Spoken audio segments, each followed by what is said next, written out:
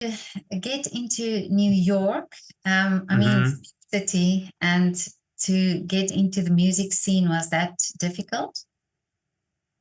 Yes, I think it's very, very difficult, but I always like that about it. I like Oh, the it's, I love the challenge. I think there's something to it to be uh not the how you say the big fish in a small pond, but the opposite, oh, that okay, yeah. no one knows you.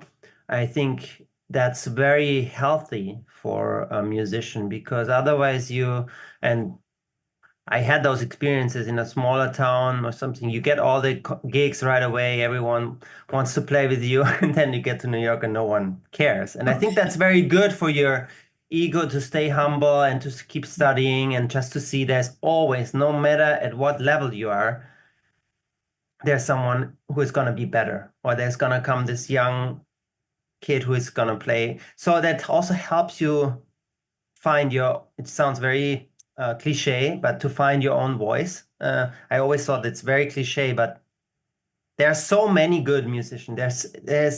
I read somewhere there's 20,000 saxophone players in New York. Wow. Probably that's also, hobby amateur saxophone players, but just the sheer number, just trying to be only good is not enough, or just playing your instrument good. You have to have something special.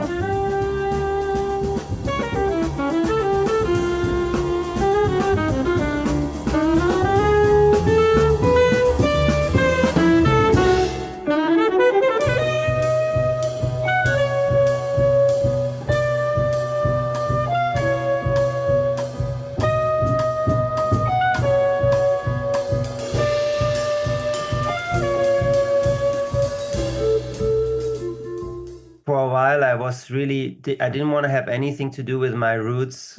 I felt like I want to speak perfect English, no accent, and learn the tradition of jazz, which is an American art form.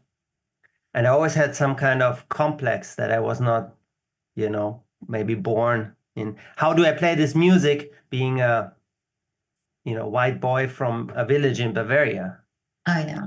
Uh, And then I realized it took me many years that I'm never gonna be that boy who grew up in Harlem and soaked it up with, the mother's milk, so to say. And I thought, yeah, maybe actually it's interesting for the audience to listen to something through that prism. How does a music sound from a boy from Bavaria playing this music? Maybe that's the interesting Mm. point, and I embraced it more.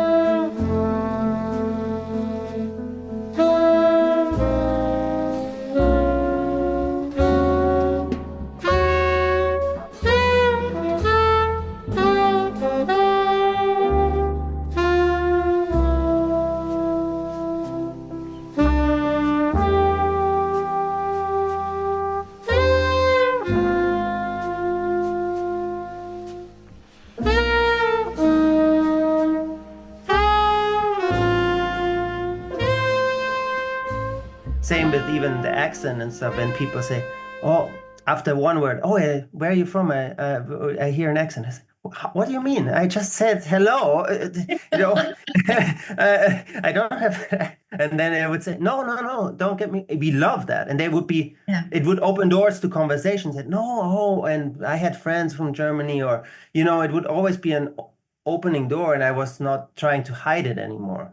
That was a very long answer. I'm No, sorry. but it's so interesting. But the that you said now, it's a cliche that you find your voice, but this is also something that I hear a lot, and where musicians or artists go through a phase where they try to find their place, really.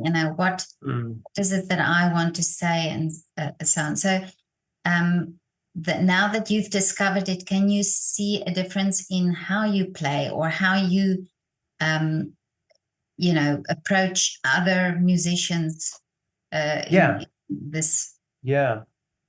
I mean, I think it's a lifelong process, and it always morphs, and you can never say that's done, I completely found my voice. Or maybe you can. I'm not sure, but I would say I'm still in the process. But I feel like I feel more free. I don't have to prove myself anymore that I can play um, that music. Before, maybe my albums or something were always.